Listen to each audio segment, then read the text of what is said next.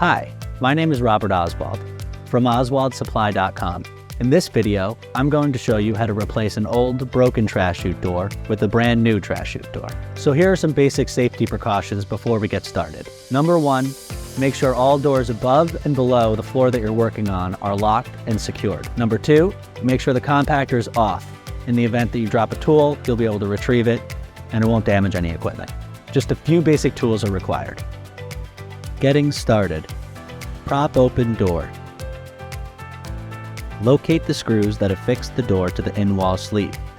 Loosen screws and remove, which will detach the door from the wall sleeve. Remove door. Clean around the sleeve, removing any residue trash. Use sheet metal screws self-tapping to install new door. Take replacement door and set it tight between the frame and the wall sleeve. Make sure that it's flush. Hold door by frame against the wall. Prop open door. Keep pressure so that the door is tight and flush to the outer wall. Drill new screws into position. Use pre-drilled slots on the flange for sheet metal screws.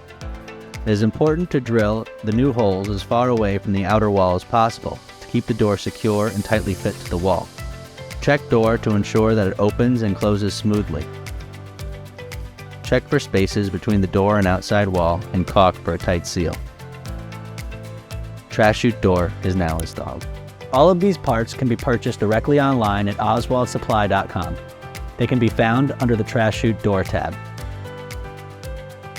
I hope this was helpful. Thanks for watching.